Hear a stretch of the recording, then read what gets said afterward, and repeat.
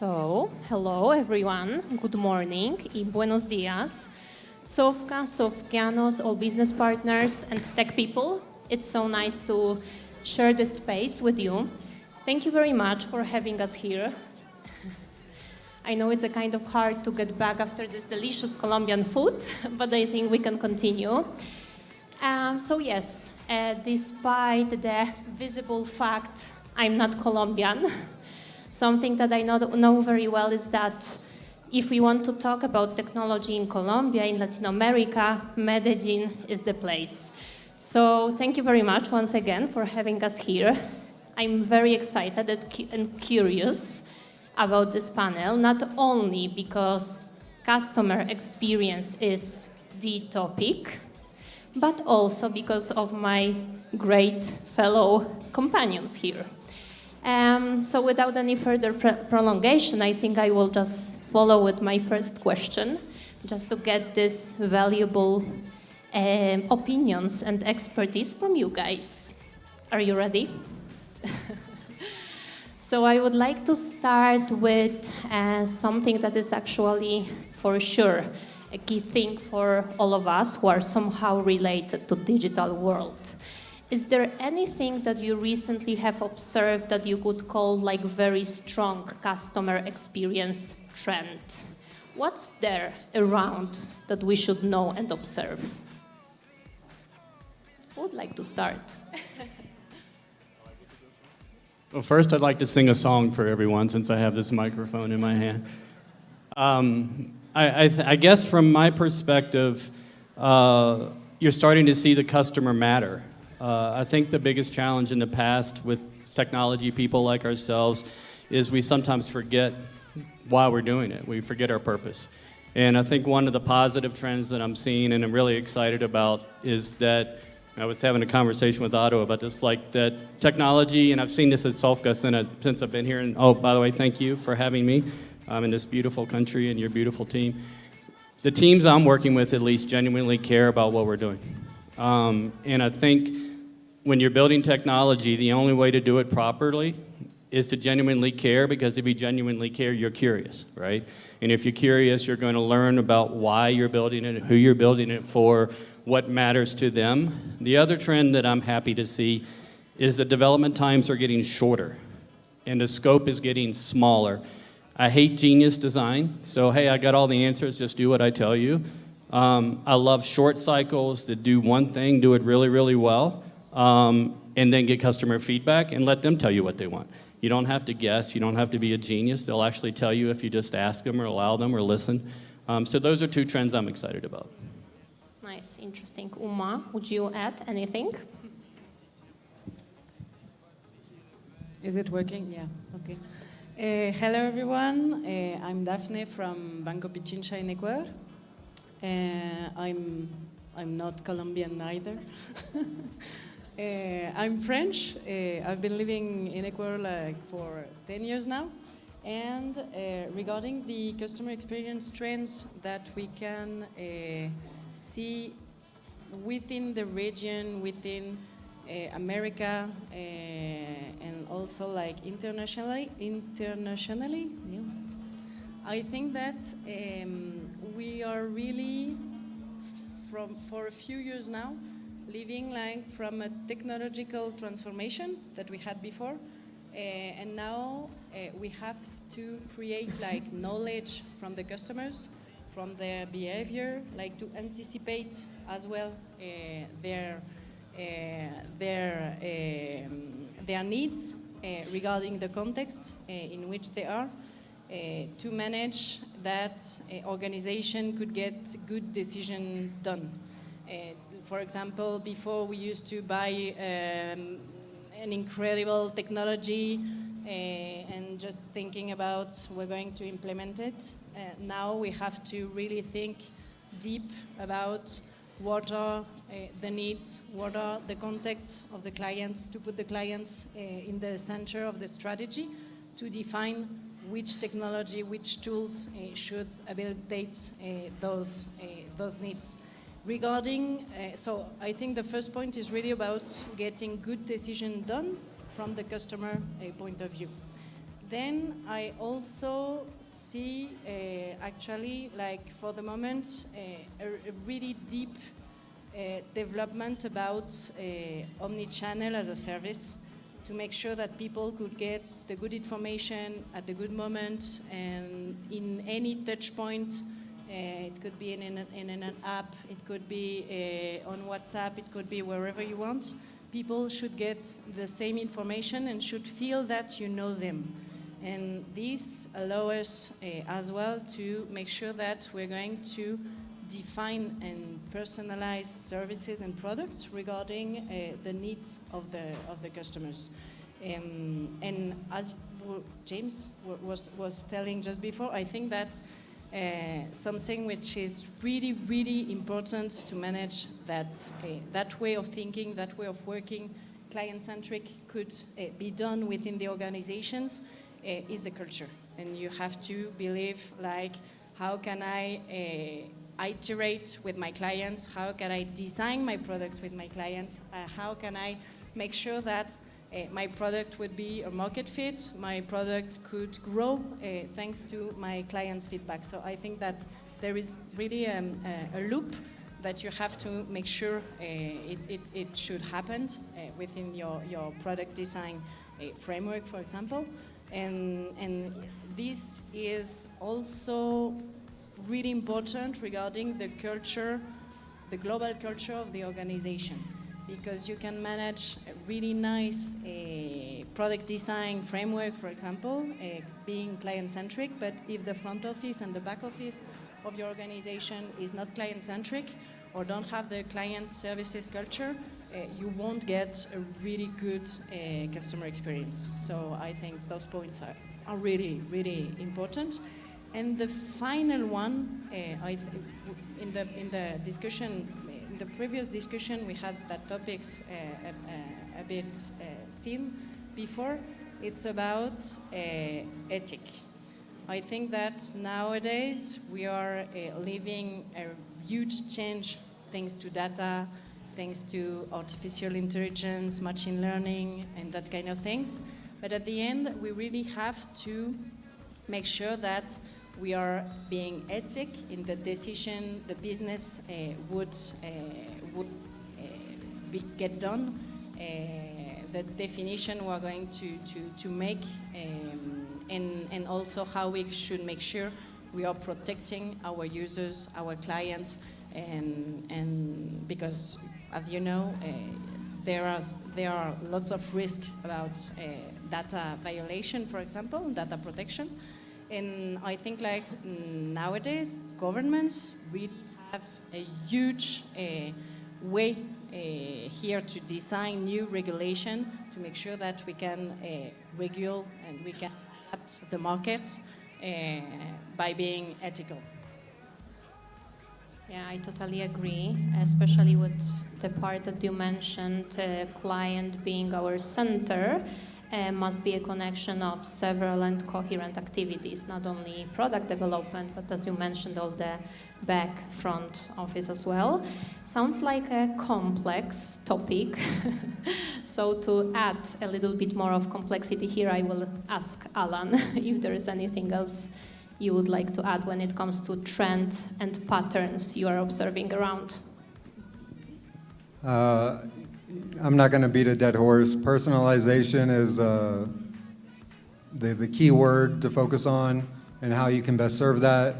My company specifically, we're in the health and fitness space, and there's constantly new tools being created to generate data on people, glucose monitoring, heart rate, etc., and incorporating all that data to provide a highly individualized, optimized experience for the member is the biggest trend I see, and I think ultimately what we're all talking about. Yeah, true. And talking about custom experiences and personalization, Ali, that's a question to you.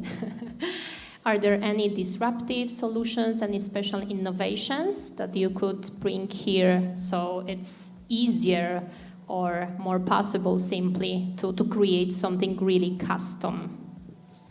Well, this is a very important question, asking about personal experience.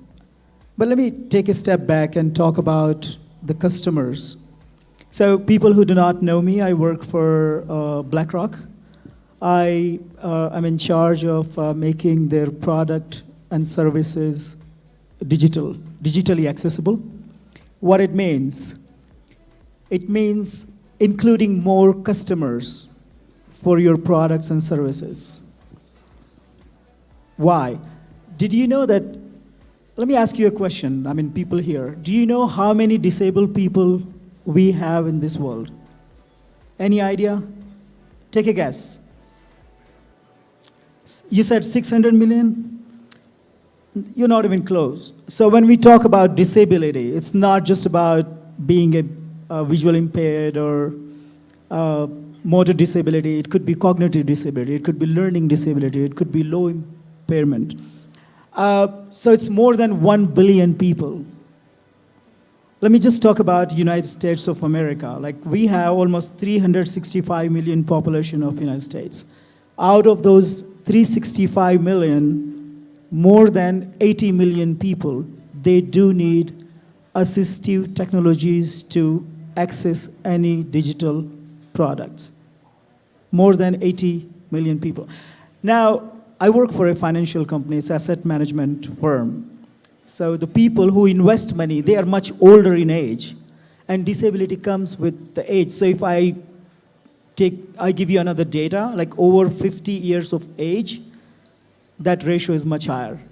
So when we talk about custom experience, I think this is very critical, that anything that you create digitally, you need to make sure that it's accessible. It's not just about the business, but for so many reasons. Some reasons are it's law worldwide. I am not sure about in Latin America, but in America we have American Disability Act. In Europe, you have European Accessibility Act. In Canada, you have local laws there. In Asia, and I'm sure there are some standards here as well. So you are adhering the law, and at the same time, you are including more customers to your products. So I think anything that you create digitally, you need to make sure that it's accessible. And then when you talk about custom experience, we talk about future, like technology change every day. So you need to compete you need to make your product futuristic. So everybody talks about AI, artificial intelligence, machine learning. The fact is the cognitive ability of machine is still a 6 years old kid, or perhaps younger than this, 3 years old kid. They are intellectually innocent. Machines are intellectually innocent. So you need to make sure that your product or your data or anything that you're creating is perfect. The information that you're creating is understandable by the machine, by the human, by the futuristic technologies, and so on. So I think if you want to talk about providing a better user experience or custom experience, you need to think of making your product digital accessible. So here I have to ask, is this even possible to create a perfect product? Thank you, you asked me this question. So let me just break one myth. When we talk about digital accessibility, we think that, oh, it's extra layer of work. Actually, it's not. It's just about anything that you are creating, follow the standards. I'm one of the contributors to the International Standards of Accessibility. I chair a task force at W3C. If any one of you want to know more about it, please meet me up later after this one, and I'll be happy to provide you. But coming back to your question, it's not extra layer. Is it possible? Absolutely. You just need to follow the guidelines, the standards, semantics. You need to include people. You need to include people with a disability in your research. The way you perceive information, perhaps I perceive in different way. People in previous panels were speaking in Spanish. Let me give you an example here. And so when somebody was native Spanish-speaking person, when you speak with affection, with a lot of body language, a lot of expressions. When you translate that, so a beautiful man right there, he was translating the Spanish into English. It was perfect. But what was missing? The context was missing. So many things were missing from that message. So can you do it better? Of course. You can make everything accessible if you plan in advance, if you think of accessibility from the moment when you ideate any product. Looks like we all agree with you, so thank you very much. Uma, any other insights, ideas, things we should know about personalization of customer experience? First of all, thanks for having me. I would say la vida es una serie de experiencias. Life is a series of experiences. And Uma has those notes here. He wrote that thing here. I'm not reading from them, but maybe I forget, that's why I kept the notes with me. Okay, so if you look at what is happening in the last couple of years, and we can start from post-COVID. Post-COVID created an introvert economy. There are a number of reports on that, but even before COVID, there is a shift in the enterprises. Some of these companies, instead of selling a product, they started selling the experiences. For example, if I say, Tesla is not selling cars, Tesla is selling experiences. Apple is not selling phones and devices, Apple is selling experiences. Uber is not selling any delivery thing, it is selling experiences. And Dale is not selling payment platform, Dale is selling payment experiences.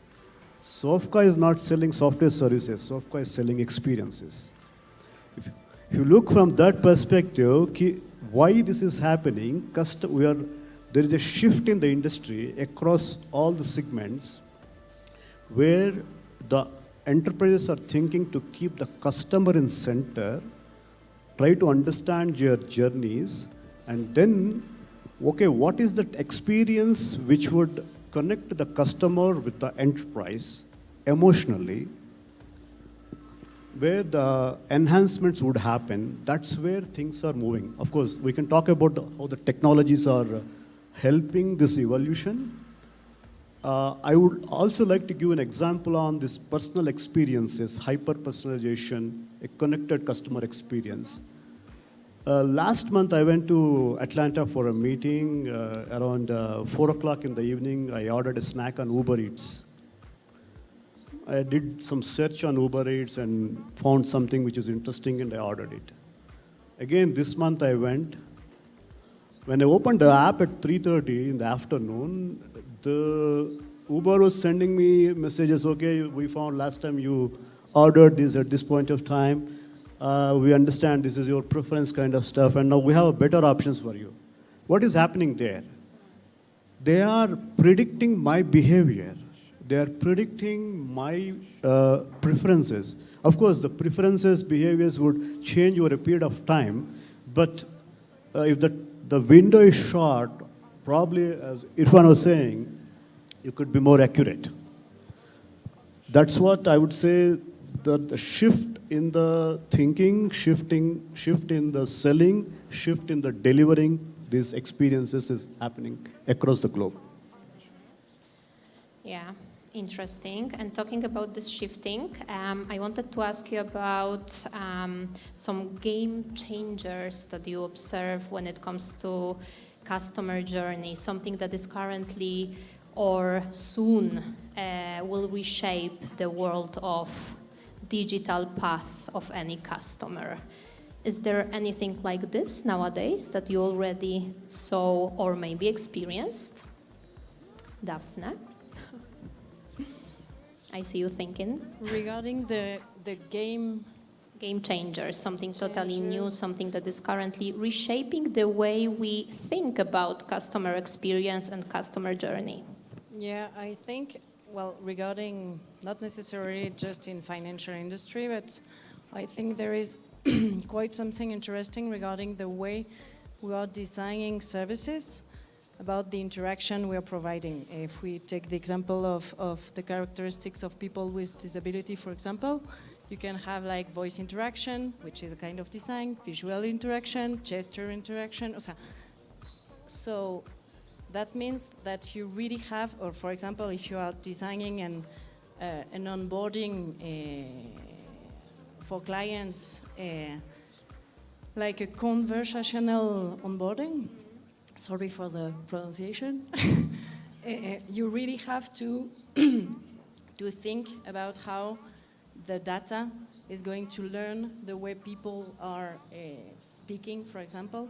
And it's really interesting because, yes, you can provide incredible technology or data, but that data is not speaking the same or creating the same knowledge in Ecuador.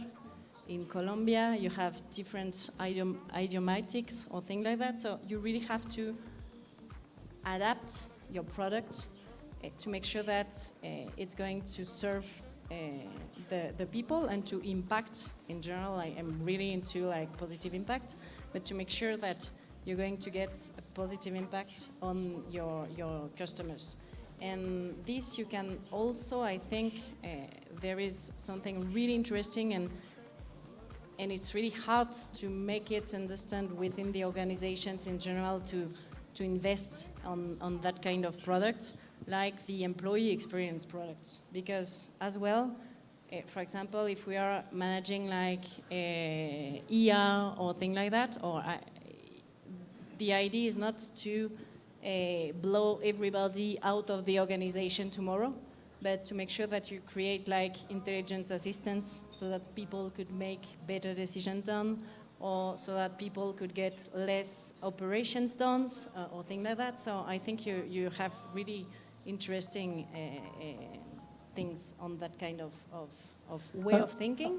But newly, you have to make sure that the organizations do prioritize that kind of things, understand really at the end you have incredible results regarding efficiency or a business or customer experience, loyalty and satisfaction, and this is a long-term relationship that you're enabling.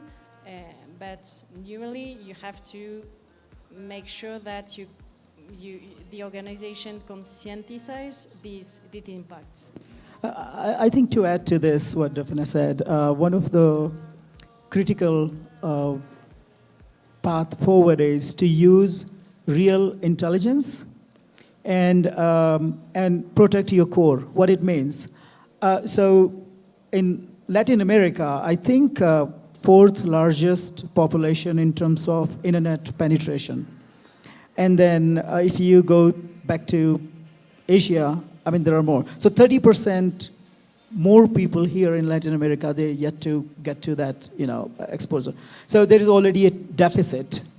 The people who are talking about machine learning and artificial intelligence, and the people who are not even having access of internet, they are just getting into that. There's a huge deficit. So to fill that deficit, I think artificial intelligence is beautiful. Machine learning is amazing. But we need to protect the core, the basics, and use the real intelligence. The data that we have as of now, the data is based upon the research that we did with the people who have access, who have been using internet and all the services. So moving forward and making sure that we are not leaving anybody behind, it is very critical that we protect the core. Totally agree, and something interesting that you touched here are these differences between different regions. I always think that Latin America has something very particular, while other regions are progressing in some certain fields like step by step. I think Latin America just jumps from step 0 to 10, like working on everything so fast. Look at digital banking, for example, in Latin America. It wasn't the case, 3-4 years ago, and today it's a real topic and something that is progressing super fast. So also a kind of interesting to be here now and observing what kind of trends and patterns are actually raising from this very dynamic growth of LATAM. James, what about your perspective and game changers or must-haves that you observed within the topic? Yeah, so a couple things, piggyback on what you said, and something that I hope my team takes into consideration on the work they do. Bad data is worse than no data, right? So bad data, large language models, bad decision. So making sure you have cleansed data, good data, is probably infinitely more important than what you can do with a large language model today. So I just wanted to piggyback on something you said. The kind of in the world I've lived in the last several years in this stupid project and thing that I'm trying to do, I think the most disruptive thing I'm seeing is literally in the word experience. The experience that you can have, kind of that Tony Stark, I'm actually in it, right? It's real, but it's not real. What is reality? What's not reality? You know, everything from deep fakes to, you know, distinguishing reality. I think there needs to be some guardrails on that. But I also think I put it into 3 E's that I think are very powerful, right? I'm fortunate enough to have been invited here to this beautiful country and to meet all these beautiful people.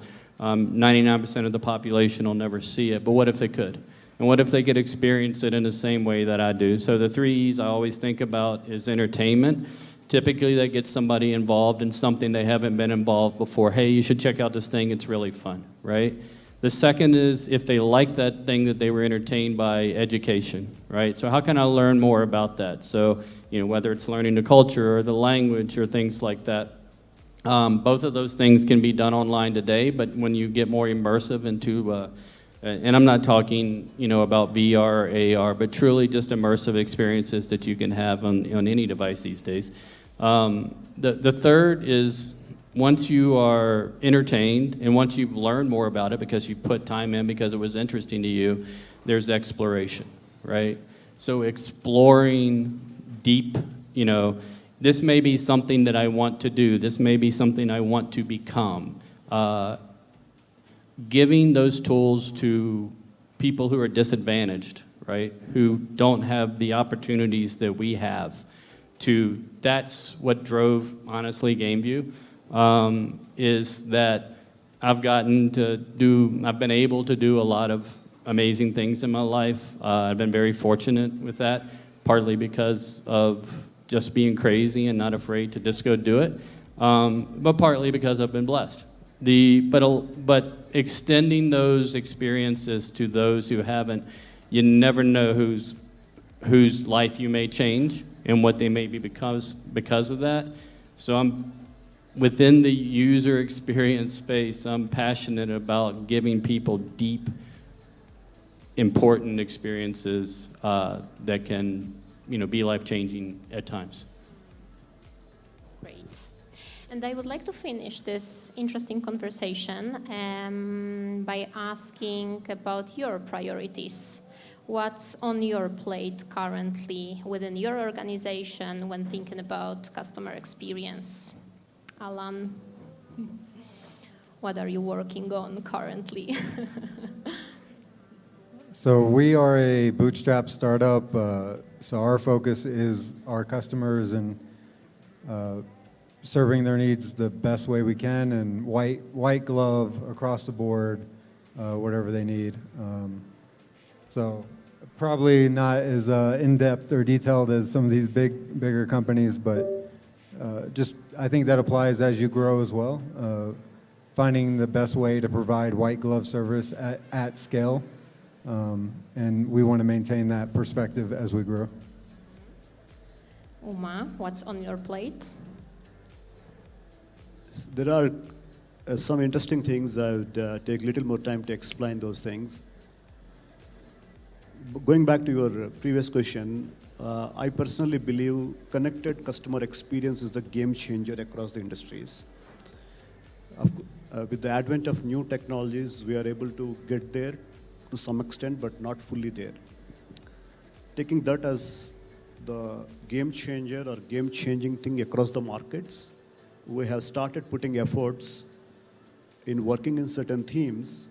We already started working, and many places we are evangelizing that you should look into these directions.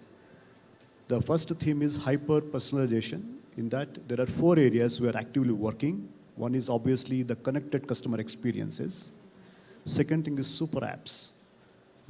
Across the globe, we see the confluence of especially the finance and commerce together is happening. Of course, the maturity levels are different. We see more such things are on the Far East, the Chinese, Korean side. It's happening in LATAM also. The third one is marketplaces. Very interesting thing. I don't know how many people are using TikTok, maybe definitely 30-40%. TikTok launched a marketplace where they targeted the captive customers and started selling things.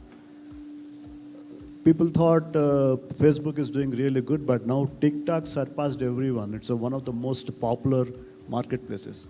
That's one. And of course, in the financial services industry, I feel banks are not tapping the opportunity, like they're sitting in a gold mine, which they're not tapping into it. That's where we are evangelizing, trying to have that kind of conversation. How do you create a marketplace inside a bank? The last one in that theme is the rewards and loyalty, which is everyone expects rewards and loyalty for the association they have with the brand. But if you look at it, it is completely disconnected system with respect to experiences. And even inside a family, you would not be able to exchange the rewards with each other. Forget about the fungibility across the industries. So with the advent of the blockchain technologies, there's something which we can do there. On the other side, we are also working on a different segment, which is the digital wealth, the wealth management. How do we provide the connected customer experiences in the wealth segment? Of course, there are different segments of wealth, from family office to retail wealth. The focus is currently on the retail wealth. We can talk about technology. I think you have a couple of more questions on technology, so I'll stop here. No, I think whatever you can bring here suits us well, thinking about the topic, but wealth management that you mentioned is something that is totally new to me. I've never heard about this kind of solutions, so interesting. Thank you very much. Daphne, what is happening inside your teams? Many things, maybe too many things. Well, in Banco Pichincha Ecuador, we are like a universal bank. So we have like microfinance clients, individual, collective. We have small business, till corporate, and also like the people bank in general, like the massive one. Regarding our global strategy, we're focusing on getting a better customer support, better customer service, because it's a basic to make sure that you can fidelize people, you can have a long-term relationship with your clients, and you make sure that you have to enhance their development during their cycle with your business. So we are getting like first basics done regarding digital first, making sure that regarding each segment we could provide the basics they need to manage their finance, this from a global point of view. And obviously each segment could get its own needs, its own context. Corporate one, an enterprise one wouldn't be the same regarding product, services, and channels as well to interact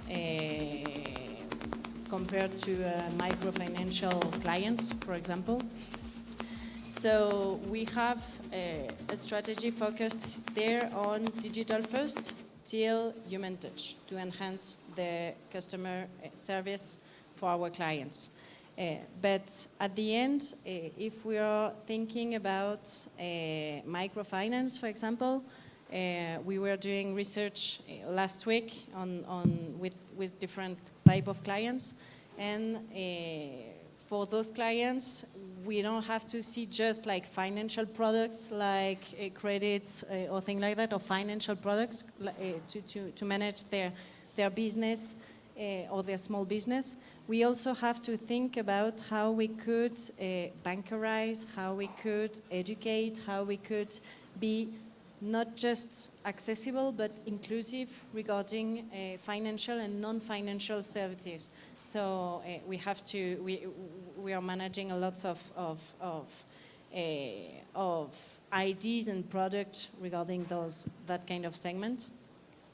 Then, as I was saying, for example, in Banco Pichincha, we had a huge depth about customer service, for example, with the customer relationship management and the automation, and getting sure that we had like a traditional channel attention model from physical channels. So we are migrating that way of serving our clients currently. And the same for the enterprise and small business clients. Indeed, a lot of stuff happening. James, your priorities? So GameView is a technology that takes a video production and turns it into a game.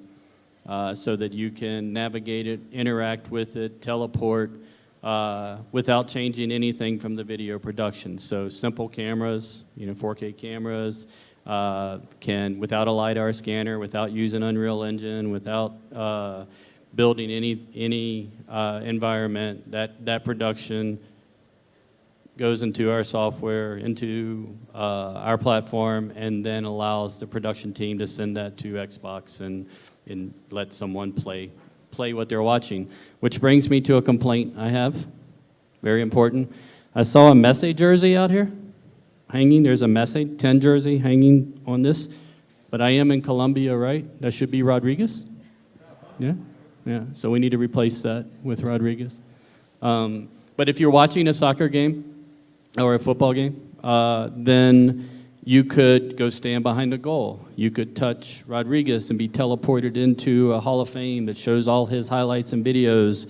The idea we came up with yesterday, if there's a penalty kick, there's time between the penalty kick, when the penalty's called, and the actual kick. You could touch the person taking the penalty kick and see their last 6 kicks. Again, navigating, using your controls. And that can go to any device. I use Xbox and PlayStation because there's 3.2 billion gamers in the world, so it's a small market. But fast forward, with virtual reality, right? You could be standing there. So I think it's been an ignored market. It's interesting. So when we were kids, we were told get off the game. Now we're dads, and so we're playing games with our kids. So the market is definitely ready for the technology. What we're doing that I think is unique is our focus isn't on actually the gamer. It's on the content creators, the producers.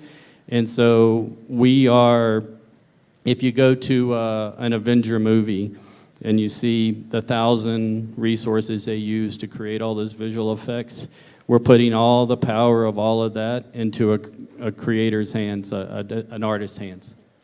James, I'm really waiting for this moment to be able to stand next to James or Luis Diaz or Cristiano Ronaldo very badly, so please work on it. Yeah, that might be a lot of fun. Yeah.